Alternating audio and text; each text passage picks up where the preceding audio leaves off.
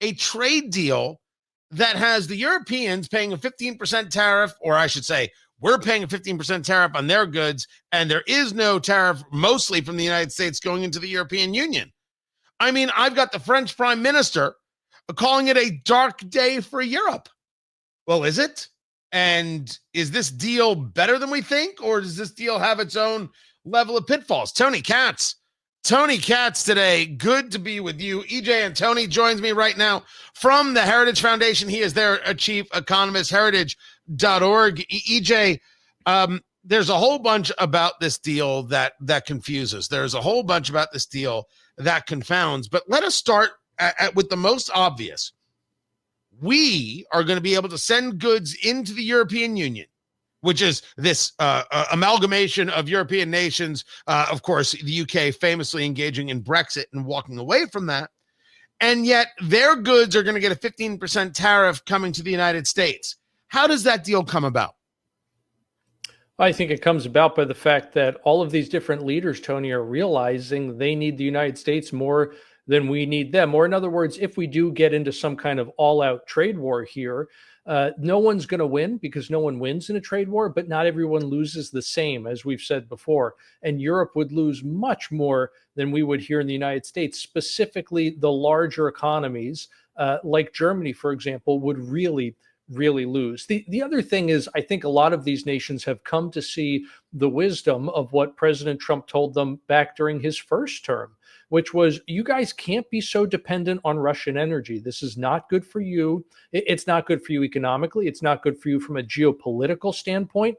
And so now that everyone has seen that that is exactly right, now that all these Europeans have seen they've been funding both sides of the war in the Ukraine by giving the Ukrainians money and also by buying energy from Vladimir Putin, people are realizing that this is going to be the best thing for both parties at the end of the day, is to get this deal.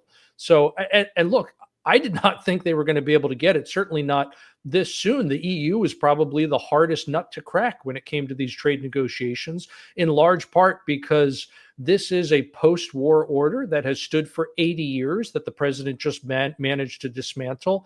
And this is not a single country here, Tony, as you know, that we're dealing with. This is a whole block of nations, and it's almost impossible to get them to agree on anything. And yet somehow Trump managed to do it. Well, let's break it down to a bit of its component parts. You know, the European Union, I believe, exists as a threat to the dollar, and certainly a threat to the idea of American power. It was a way to hedge against that and try and thwart that in many, many ways. I'm certainly not a fan of the concept of the European Union. You may agree or disagree. But before we get into the energy conversation, which is a large one, let's get back to the tariffs really quick. What was happening with goods coming into the U.S., goods going into the European Union? What was taking place before this that this deal might now rectify, or in Trump's view, make more fair? Well, the biggest thing, Tony, was not even just what was happening to American goods going into Europe, but why so many American goods weren't going into Europe. In other words, they threw so many tariff and also non-tariff barriers, largely through things like regulation. They threw so many roadblocks up that it was impossible for the United States to sell a lot of our stuff over there. In other words, exporters just couldn't sell anything at all in different European markets. So by tearing those barriers down, you're essentially creating a situation where there's going to be a huge increase in demand for American exports, and therefore demand for the American labor that produces those exports. So that means more American jobs. It means faster wage growth, at least in those specific industries. So all of that is a really good thing. And again, it's an overturning of this post-war order, something that has been in place for 80 years now, that was put in place specifically to rebuild the destroyed economies of Europe after World War II. There's no reason that needs to exist anymore. This should have been done a long time ago. And the fact that it hasn't is really rather appalling. So that, I think, is the biggest thing that Trump is seeing as he is rectifying a problem here, right? He is fixing this broken international trading system that was not actually increasing free trade, but was lowering it. talking to E.J.Antoni, chief economist at the Heritage Foundation. Heritage.org is where you find him. Now let's get into the energy conversation, because you're absolutely right. Trump said this in his first term. These people are your enemy and you're going to give them the dollars. And this all stems from people like Germany saying, why in the world do we have this nuclear energy? Let's get rid of this. We'll get the energy from Russia. And then, of course, when they couldn't get the energy from Russia, they decided, let's turn on the coal power plants, sending the environmentalists into an absolute tizzy, because it turns out people don't care about whether pollution goes in the air. They care about cheap energy. That's what they want. Now, I happen to be a fan of nuclear energy, but moving that to the side here, buying the energy, the $750 billion worth of energy products, this is the Europeans coming to the conclusion of, well, they need the energy. Why in the world would they give it to the Russians, who are clearly on the attack and want to be able to force them into a NATO fight? But exactly, Tony. What we've seen over the last several years in terms of the European energy markets has been nothing short of an unmitigated disaster. And one of the reasons why I think Trump was able to get this deal with the European Union is specifically because their manufacturing sector is hurting so badly. You know, the EU, if you take the EU as a whole block, so not just any individual country, but manufacturing activity across the whole EU has actually been contracting now for a full 3 years, for 36 months. So the idea that they are somehow negotiating from a position of strength is just an absolute fallacy. And part of the reason for that, for their weakness, is that the manufacturing costs in Europe have gone up so dramatically because energy costs have gone up so dramatically. And compared to here in the United States, although we've been suffering from inflation, most of the world has had similar inflation problems because they've also spent money they didn't have, like we did. But on top of that, Europe has also been constricting their own energy sector, which has reduced supply even more, which has put even more upward pressure on price. So now there is this huge cost advantage to producing here in the United States that there actually wasn't before. The margin there was much smaller. So all that to say, so much of what Europe is dealing with are these self-inflicted wounds.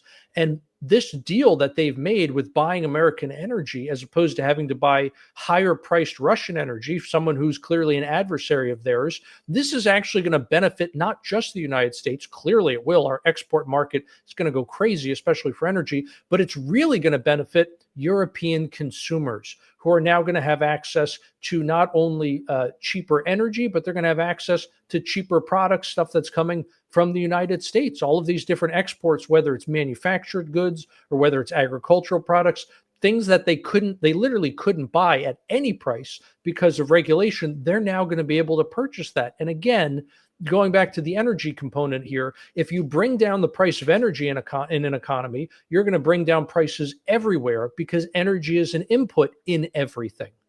You know, it's one of those times where I say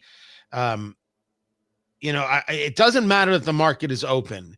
It's only a question of what they buy. I talk about this in the deal with the UK and in a series of deals. They're opening up their markets. That's nice. It creates opportunity, but what the proof will be in what actually gets purchased.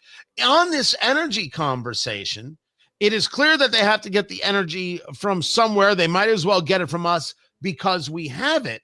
This seems to be a bigger conversation in terms of America becoming the energy exporter that the political left, the environmentalists have been desperate to shut down. So the question is, what do we have going on here in the United States that's going to allow us to meet this demand from the European Union? And one would assume that this could snowball into a whole bunch of other nations.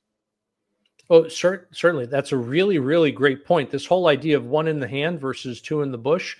With the energy component of this deal, they're going to make these energy purchases. That's great. We don't have to worry about the market dynamics in the future of, are these certain American products or are these agricultural goods, are they going to actually be competitive in European markets in the future? When it comes to the energy segment of this deal, we're going to get those exports into European markets. So again, that's phenomenal news. It's a very powerful component of these negotiations that I think a lot of people have underestimated. Now, to this question of, is this going to snowball to the rest of the world? I think there's a very good chance of that, because as the United States increasingly becomes the marginal producer in more and more markets, it gives us incredible purchasing power and it gives us incredible pricing power as well. And so that it not only extends the United States' energy dominance around the world, it extends our political influence as well. And it actually helps protect the dollar's global reserve currency status, something that I think you're absolutely right when you mentioned earlier, Tony, that the EU was formed in part to threaten the dollar status. And so this is going to, I think, it's going to help to continue cement the dollar's role in global finance. And that's a near immeasurable value in terms of like how incredibly powerful that is as a financial asset for the United States. Talking to E.J.Antoni, chief economist at the Heritage Foundation, heritage.org. The Europeans seem to be shell-shocked by this. The reporting that has come out, to the extent that we believe every bit of reporting, is that they woke up to say, what just happened here? How did this happen? Why did this happen? Is this a reaction based on some silly notion of European pride? Or is this being taken in European markets as a, my gosh, this is really, really bad? Well, it's very, very bad for certain special interest groups. If you're a manufacturer, for example, in Europe, or you're a farmer in Europe and you sell something to European consumers that can't be imported from different places like the United States, because those United States imports have so many tariff and non-tariff barriers placed on them, then you are really going to get hurt by this deal, because all of a sudden you lose your anti-competitive business model. And that's what this has been.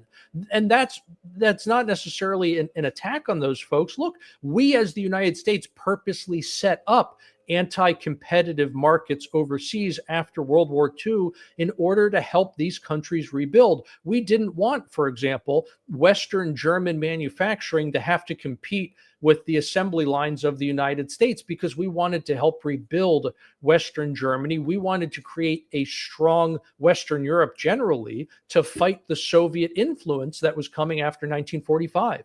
And we don't want that anymore, because the Soviet Union's gone. We don't need to worry about the Soviet bloc right now. We need to worry about communist China. So again, the whole reordering of the international trade system is certainly going to hurt the small number of special interests who have made their living on it. But frankly, they deserve to be hurt, because they're benefiting at the cost of Americans. And they're also benefiting at the cost of the European consumer more broadly. Because again, how is the European consumer helped by the fact that they can only buy one or two types of a certain product that are made in Europe, when there are all of these different imports that they could get from the United States or elsewhere around the world, but they're blocked from purchasing those things because of crazy regulations? Is there any part of this deal, before I let you go, that you don't like, that you're like, man, well, this could be a little bit better, we should be working on this, etc.? I know pharmaceuticals is not a part of this deal. Is there anything that you're like, ooh, I'd like to see X, or I'd like to see a change in Y?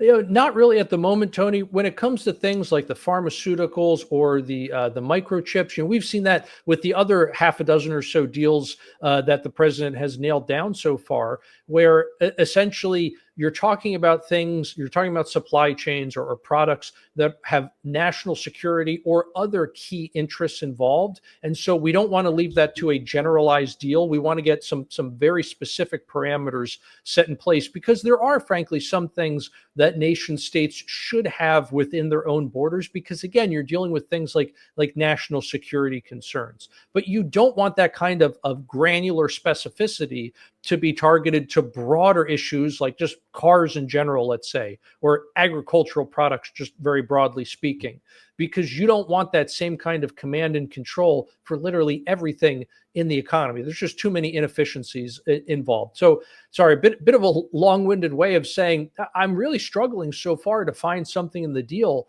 that I really don't like. E.J.Antoni, chief economist at the Heritage Foundation, heritage.org. I appreciate you taking the time to be with us.